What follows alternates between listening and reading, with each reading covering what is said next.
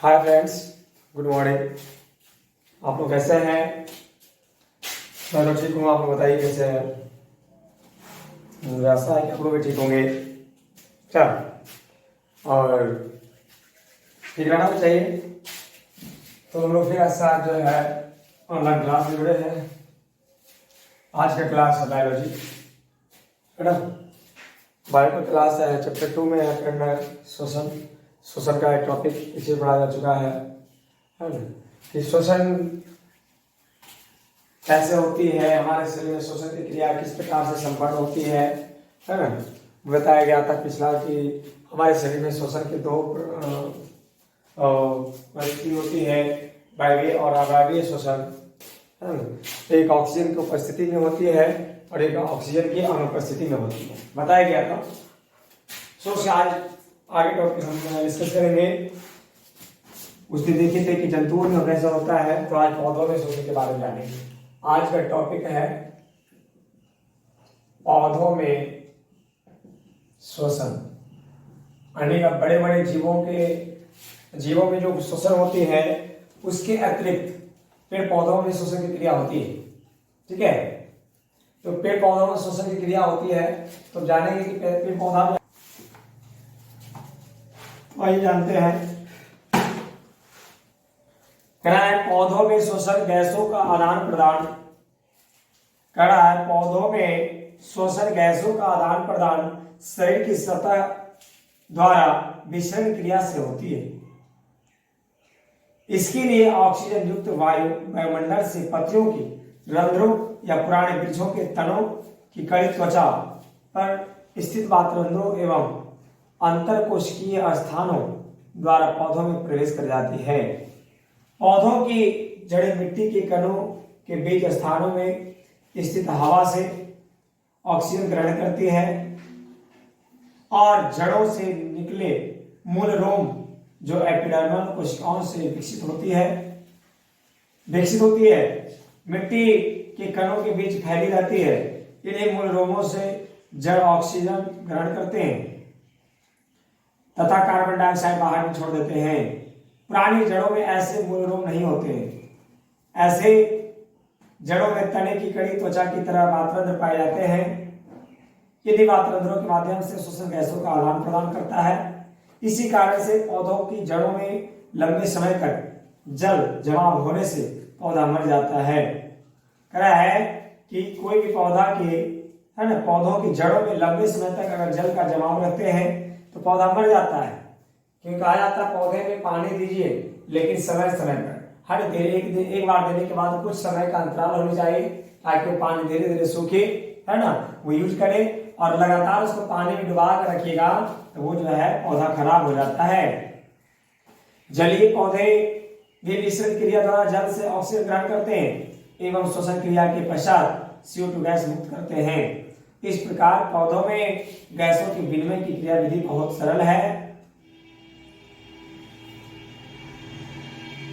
तो यहां बस बताया गया कि पेड़ पौधा जो है अपने पत्तियों में उपस्थित वातरंध्र का मतलब होता है महीन छिद्र होता है, बहुत महीन छिद्र, जाली जैसा होता है। वो हम लोग को नहीं दिखता है। वो जो है कोई लेंस से देखेंगे, कोई, है ना, सूक्ष्मदर्शी से देखेंगे तब आपको पता चलेगा। ऐसे आपको नहीं दिखाई देती है क्योंकि बहुत छोटी होती है। कहा जाता है पुराने वृक्ष होते हैं तो पुराने वृक्षों का जो छाल होता है तो छाल में भी जो है वातरंध्र पाए जाते हैं, तो उसके रंध्रों के द्वारा भी ऑक्सीजन प्रवेश करते हैं। पत्तियों के वातरंध्रों के द्वारा भी प्रवेश करते हैं। और इतना ही नहीं, आपका जो जड़ है तो जड़ में जो है प्रारंभिक पौधा जो था, नया जो पौधा होता है, तो जड़ों में जो क्या होता है, जड़ जो होता है, जड़ के अंतिम भागों में रेशा टाइप का, है ना, मूल रोम पाया जाता है। इस तरह से रहेगा। अगर ये जड़ है तो इसके नीचे वाला पार्श्व में रोम रेशा इस तरह से मौजूद रहता है, बाल जैसा। तो ये मूल रोम जो होता है ये मिट्टियों में घुसा हुआ रहता है और मिट्टियों में जो धंसा रहता है। और ऑक्सीजन भी क्या होता है, जल के साथ है ना, मिट्टियों में जो अपने मिट्टियों के कणों के बीच में उपस्थित रहता है। तो ये नीचे मिट्टियों में उपस्थित ऑक्सीजन को भी, है ना, ये मूल रोम क्या करता है, उस ऑक्सीजन को खींच लेता है। तो जड़ों के मूल रोम के द्वारा बड़े पौधों के, है ना, जो छाल होता है, छल्ला, तो उसका स्किन जो होता है उसके द्वारा भी पात्ररंध्रों के माध्यम से, और पत्तियों के पात्ररंध्रों के माध्यम से वो ऑक्सीजन को ग्रहण करता है, और ग्रहण करने के बाद उसे, है ना, अपनी जरूरत के अनुसार उसको उपयोग करके पुनः फिर CO2 गैस को मुक्त करती है। सॉरी, CO2 को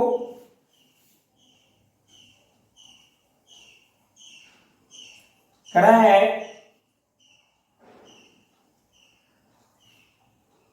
पौधों की जो जड़ें के कणों के बीच के स्थानों में स्थित हवा से ऑक्सीजन ग्रहण करती है। जड़ों से निकलने वाले मूल रोम जो एपिडर्मल कोशिकाओं से विकसित होती है, मिट्टी के कणों के बीच फैली रहती है। इन्हीं मूल रोमों से जड़ ऑक्सीजन ग्रहण करते हैं तथा कार्बन डाइऑक्साइड बाहर छोड़ देते हैं। पुरानी जड़ों में ऐसे मूल रोम नहीं होते हैं। ऐसे जड़ों में तने की कड़ी त्वचा की तरह वातरंध्र पाए जाते हैं। इन्हीं वातरंध्रों के माध्यम से श्वसन गैसों का आदान प्रदान करता है ना। इसी कारण से पौधों की जड़ों में लंबे समय तक जल जमाव नहीं होना चाहिए। तो श्वसन क्रिया के दौरान पेड़ पौधा कार्बन डाइऑक्साइड को ग्रहण करता है और ऑक्सीजन को छोड़ता है। लेकिन यहां एक बातें है कि उसकी जड़ों के द्वारा कहा जा रहा है कि वो मूल रोम के माध्यम से ऑक्सीजन को, मिट्टियों में मिले ऑक्सीजन को ग्रहण करती है और CO2 को मुक्त करती है। जो जड़ होता है, जड़ का मूल रोम होता है, वो विपरीत क्रिया करती है, वो ऑक्सीजन को ग्रहण करती है और CO2 को वहां से बाहर मुक्त करती है।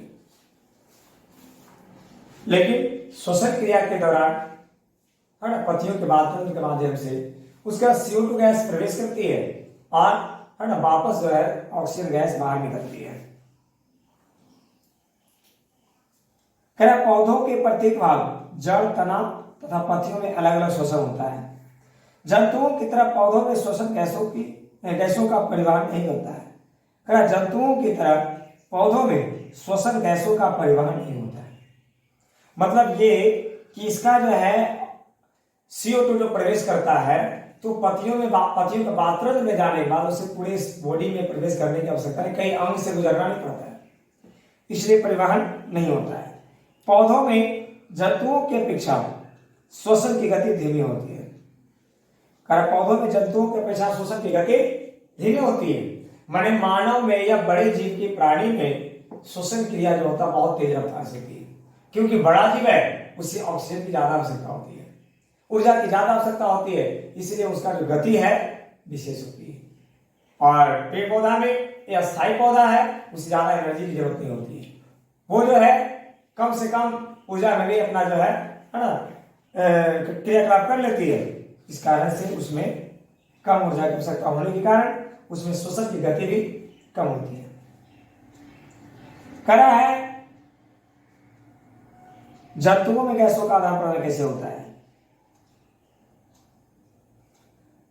तो सबसे पहले यहां एक चीज नोट कर लेंगे आप,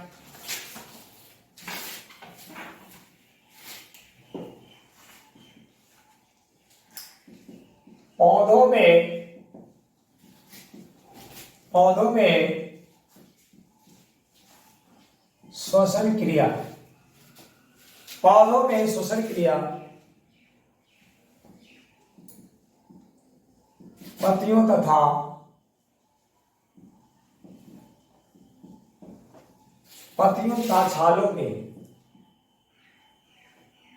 छालों के वातरंध्रों के द्वारा,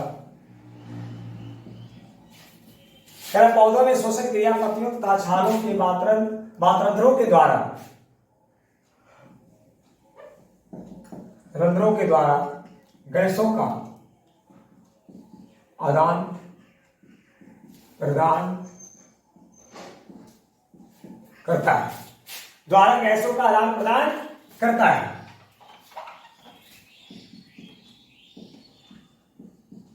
श्वसन के दौरान CO2 गैस श्वसन के दौरान CO2 गैस पादप ग्रहण करते हैं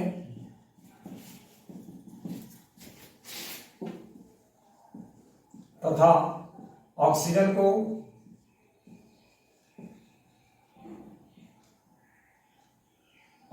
मुक्त करते हैं। ऑक्सीजन को मुक्त करते हैं मतलब छोड़ते हैं।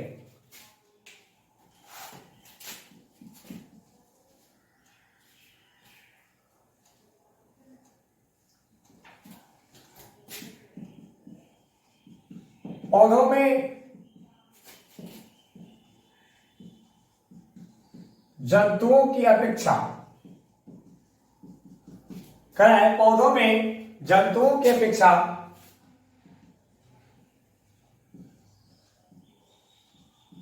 श्वसन क्रिया पौधों में जंतुओं की अपेक्षा श्वसन क्रिया की गति बहुत धीमी होती है। यानी जंतुओं में श्वसन की गति तेज होती है और पादप प्राणी में जो है जंतुओं का श्वसन की गति धीमी होती है। तो आपसे पूछा जाए कि पेड़ पौधा जो है अपने शरीर में श्वसन का जो क्रिया किस अंग से संपन्न करते हैं या गैसों का आदान प्रदान करते हैं, तो पत्तियों के बाद रंध्रों के द्वारा या जरूरत पड़ने पर पुराने वृक्ष के छालों के द्वारा भी होती है। और पौधा अगर नया होता है, छोटा होता है, प्रारंभिक जीवन में होता है, तो उस दौरान वह श्वसन क्रिया जो है जड़ों के मूल रोम के द्वारा भी करता है, जड़ के मूल रोम के द्वारा भी कर लेता है। और पीछे बताया गया था आप लोग को कि पत्तियों के द्वारा गैसों का आदान प्रदान भी होता है और साथ ही साथ अवशिष्ट जलों का निकास भी पत्तियों के माध्यम से ही करता है। वाष्पोत्सर्जन क्रिया के दौरान वो अवशिष्ट जल को पौधा बाहर निकालता है। आगे लिखा है, सुनेंगे कि निम्न श्रेणी के जंतु जैसे एकोस्कीय जीव अमीबा पैरामीशियम में श्वसन गैसों का आदान प्रदान कोशिका झिल्ली से विसरण क्रिया के द्वारा होता है और निम्न श्रेणी की बहुकोशिकीय जंतु हाइड्रा में श्वसन गैसों का आदान प्रदान भी शरीर की सतह से विसरण के द्वारा होता है। लेकिन उच्च श्रेणी के जंतु को अपने जीवन संबंधी क्रियाकलाप के लिए है ना अधिक ऊर्जा की आवश्यकता होती है, ज्यादा ऊर्जा के उत्पादन के लिए अधिक ऑक्सीजन की जरूरत होती है, इसलिए उनके शरीर में विशिष्ट प्रकार के श्वसन अंग बनाए गए हैं। यहां बताया गया है कि एक कोशिकीय जीव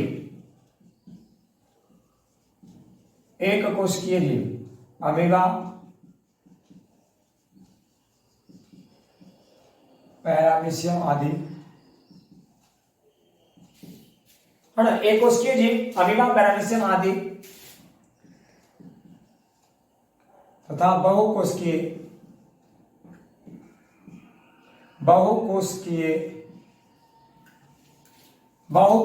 जीव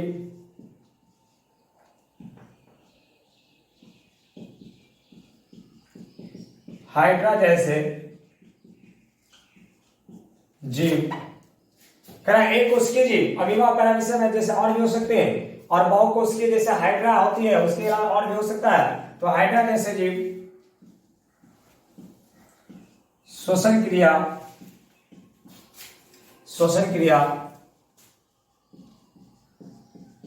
विसरण क्रिया के द्वारा संपन्न करती है। विसरण क्रिया के द्वारा संपन्न करती है ना, विसरण क्रिया के द्वारा वो संपन्न करती है। अब आगे लिखना है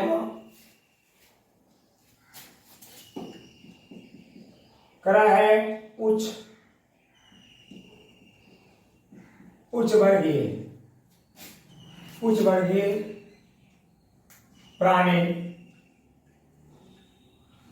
प्राणी कि उच्च वर्गीय प्राणी के सभी वर्गों के जीवों को अधिक ऊर्जा की आवश्यकता होती है। उच्च वर्गीय प्राणी के सभी वर्गों के जीवों को अधिक ऊर्जा की आवश्यकता होती है, इसलिए उसे अधिक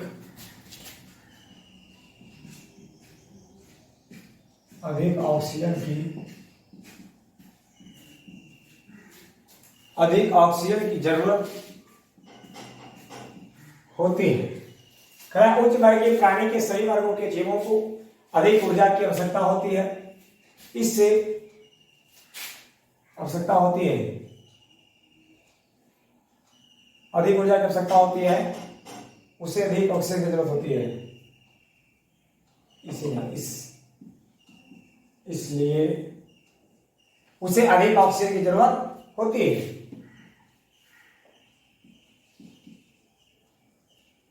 इसी कारण से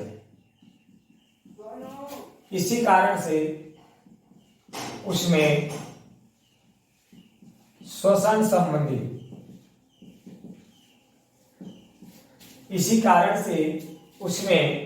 संबंधी कई अंग भी पाए जाते हैं। श्वसन संबंधी कई अंग भी पाए जाते हैं। ठीक है, ऐसे कहा गया है जंतुओं में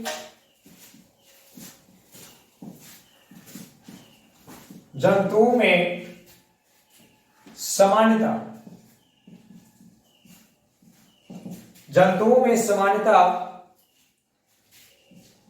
तीन प्रकार का श्वसन अंग होते हैं। तीन प्रकार का श्वसन अंग होता है, जैसे कि पहला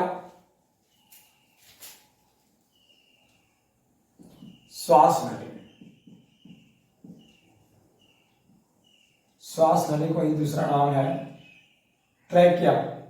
कैसे बोलते हैं? ट्रैकिया बोलते हैं। दूसरा है गिल्स का ही दूसरा नाम है गलफड़ा, जो कि मछलियों में होता है। श्वास नली, गिल्स, और तीसरा जो है वो आपका फेफड़ा है। क्या है? फेफड़ा है। इन्हीं तीनों अंगों के माध्यम से जितने भी उच्च वर्गीय प्राणी हैं सभी का श्वसन क्रिया संपन्न होती है।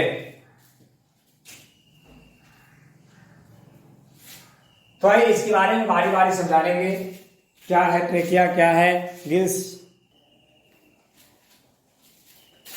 तो भाई अलग से जानते हैं, जैसे फर्स्ट टाइम आपको बताया गया श्वास नली यानी ट्रैकिया। तो क्या है? तो ट्रैकिया जो होता है कुछ खास प्राणियों में क्रिया होती है जिसमें फेफड़ा नहीं पाया जाता है। तो जिस प्राणी में फेफड़ा नहीं होती है उसमें जो है श्वसन क्रिया सिर्फ श्वास नली के माध्यम से होती है। कहा जा रहा है कि ट्रैकिया द्वारा श्वसन कीटों, लगभग जो कीट प्राणी होते हैं उसमें होती है, जैसे टिड्डा हो गया, तिलचट्टा हो गया, ऐसे और भी प्राणी है। ट्रैकिया शरीर के भीतरी स्थित अत्यंत साखित हवा भरी नलिकाएं होती है, जो एक ओर सीधे ऊतकों के संपर्क में होती है तथा दूसरी ओर शरीर के सतह पर श्वास रंध्र नामक छिद्रों में खुलती है।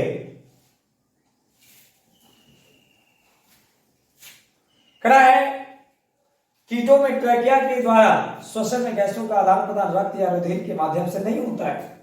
इसका कारण यह है कि कीटों के रक्त में हीमोग्लोबिन या उसके जैसे कोई रंजक जिसमें ऑक्सीजन का बांधने की क्षमता हो नहीं पाए जाते हैं। कह रहा है कि श्वास नली से श्वसन क्रिया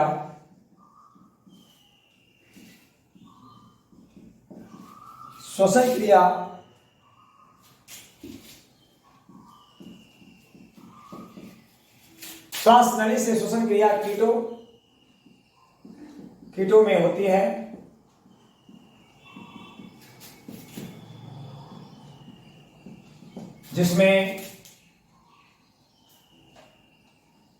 जिसमें साकित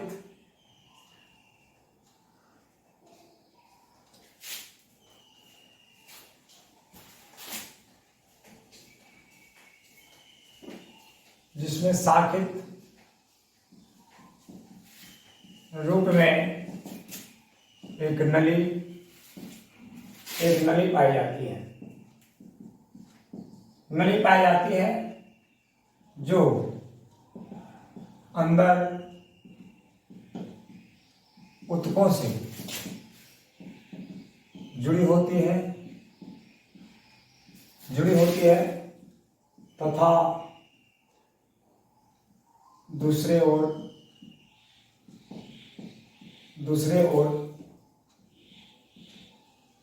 वायु से संपर्क में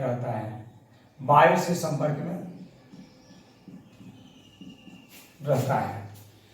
कह रहा है श्वास नली से श्वसन की जो क्रिया होती है कीटों में होती है सामान्यतः लगभग, जिसमें शाखित रूप में एक नली पाई जाती है। शाखित रूप में मतलब और भी शाखा के रूप में होती होगी और पतली नली होगी, और जो नली अंदर में जो कीट के अंदर में जो नली है वो सीधा ऊतक से संपर्क होता है, यानी ऊतकों से जुड़ा होता है। और ऊतक से क्या जुड़ा होता है आपको मालूम पहले भी है, क्या कोशिका ना, ऊतकों से कोशिका आपस में जुड़ी होती है, क्योंकि आपने पढ़ा है कोशिकाओं के समूह से ही ऊतक का निर्माण होता है। तो ऊतक कोशिकाओं का समूह होता है, तो यदि वो पाइप जो है ऊतक से जुड़ रहा है मतलब क्या कोशिका से सीधा संपर्क में है, तो इसीलिए ऊतक का संपर्क का मतलब वो कोशिका का संपर्क से जुड़ा होता है। दूसरे ओर एक तरफ का छोर तो ऊतकों से जुड़ा होता है और दूसरा ओर का जो पार्ट है सीधा वायु से संपर्क में रहता है। वो खुला वायुमंडल से है ना, वो संपर्क में रहता है, वो सीधा वायु प्रवेश करता है और वो पाइप के द्वारा वो सीधा ऊतक और कोशिका में प्रवेश कर जाती है। किसी प्रकार का और विशेष अंग नहीं होती है।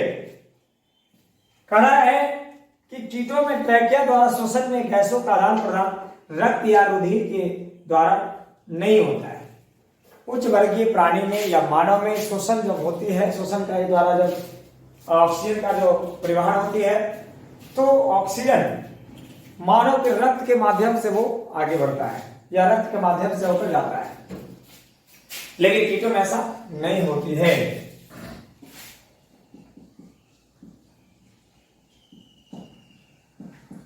कीटों में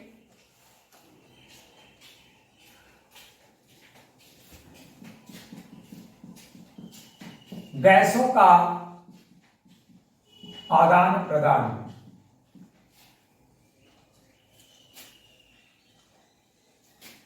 कीटों में गैसों का आदान प्रदान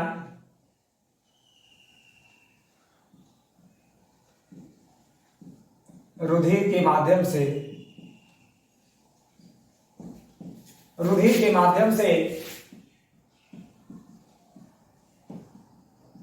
नहीं होता है।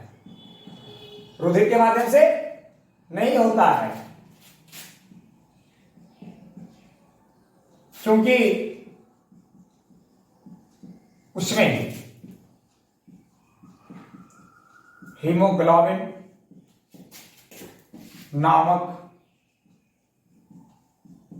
कोई रंजक नहीं होते हैं। हीमोग्लोबिन नामक कोई रंजक नहीं होते हैं। यानी कि मानव शरीर में या उच्च वर्गीय प्राणी में उसके जो रक्त होता है उसके रक्तों में एक प्रकार का रंजक होता है जो हीमोग्लोबिन होता है, और ये हीमोग्लोबिन रंजक के कारण ही ब्लड लाल भी होता है, और शायद लाल होने के बाद साथ साथ जो आपके शरीर में ऑक्सीजन का जो प्रवाह होता है वो ऑक्सीजन उसी रास्ते से जब निकलता है तो ऑक्सीजन और हीमोग्लोबिन जब आपस में मिल जाती है, जब आपस में एक दूसरे से जुड़ जाते हैं, तब वो दोनों मिल करके जो है एक दूसरे के बीच में ऑक्सीजन को उसके अंदर जो है बांध दिया जाता है। और कहने का मतलब ऑक्सीजन मिलने के बाद हीमोग्लोबिन जो है उसके साथ मिलकर ऑक्सी हीमोग्लोबिन का निर्माण करती है। तो मानव शरीर में जो है जब रक्त के साथ ऑक्सीजन मिल जाती है तो वो हीमोग्लोबिन के कारण जो है, ये हीमोग्लोबिन रंजक जो होता है उसके कारण जो है ऑक्सीजन उसके अंदर मिश्रित हो जाती है, जो कि ऑक्सी हीमोग्लोबिन बनकर आगे कोशिका तक जाती है। लेकिन ट्रैकिया में, कीटों में ये हीमोग्लोबिन नहीं होता है, इसलिए ये इसका जो रक्त और रुधिर जो होता है इसके माध्यम से श्वसन क्रिया जो है गैसों का आदान प्रदान नहीं होता है। क्यों नहीं होता है? क्योंकि हीमोग्लोबिन नहीं पाया जाता है, इसलिए उसके अंदर ऑक्सीजन को बांधने की क्षमता या उसके अंदर मिलाने की क्षमता नहीं होती है। सिंपल सी बात। तो क्योंकि उसमें हीमोग्लोबिन नामक कोई रंजक नहीं होता है, रंजक नहीं होता है,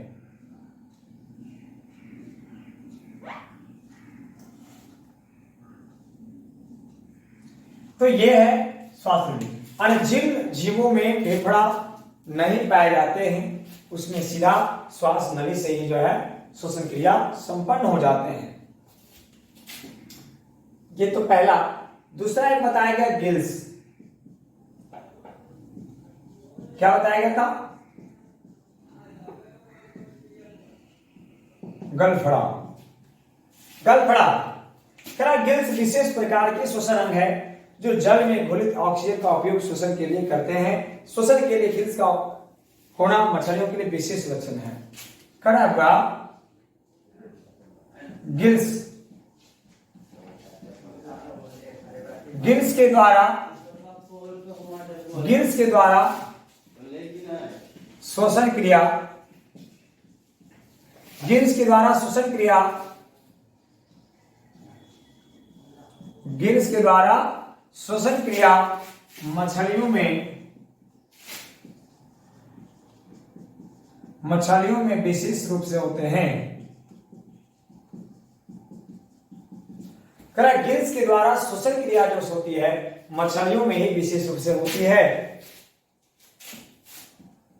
क्योंकि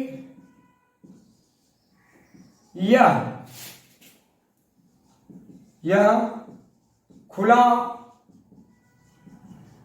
वायु के संपर्क में नहीं होता है, खुला वायु के संपर्क में नहीं होता है। ये वायुमंडल से ऑक्सीजन को ग्रहण नहीं कर सकता है, वो पानी में घुला होता है।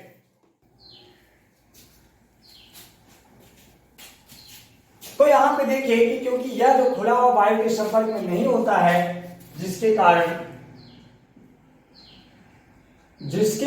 जो है, जिसके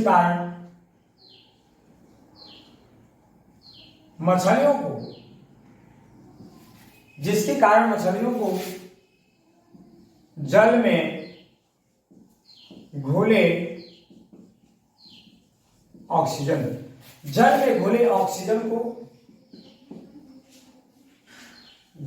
घुले ऑक्सीजन को ग्रहण करना पड़ता है। ठीक है, इसके लिए उसके शरीर में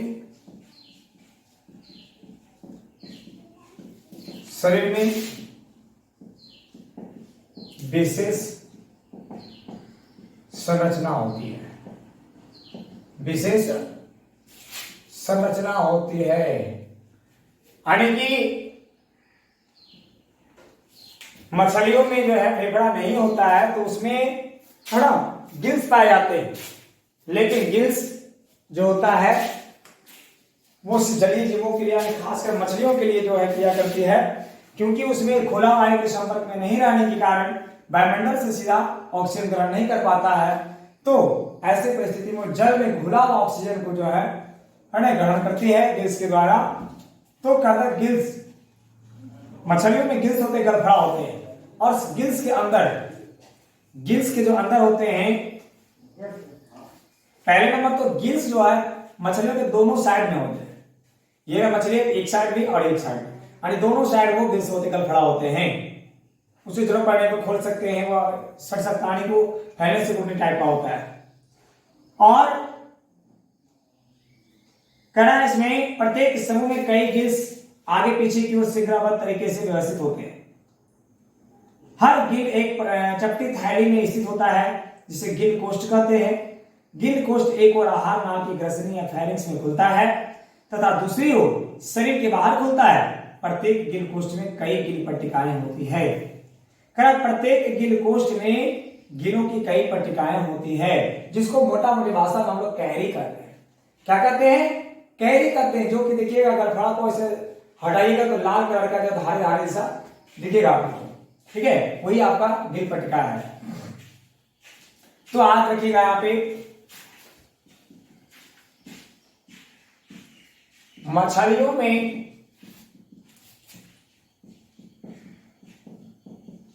दोनों ओर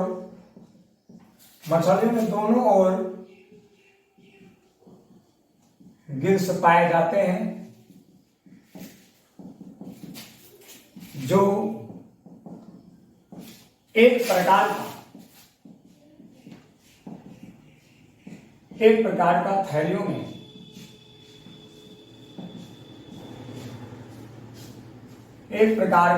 थैलियों में व्यवस्थित होती है,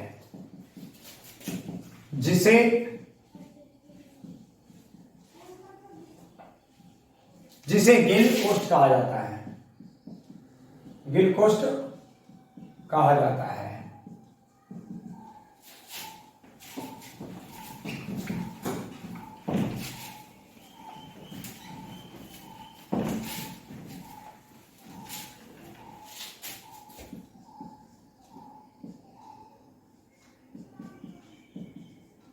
प्रत्येक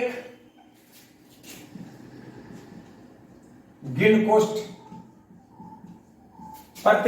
कोष्ठ में कई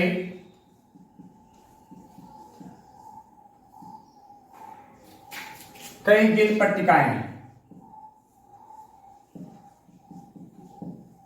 पट्टिकाएं होती हैं,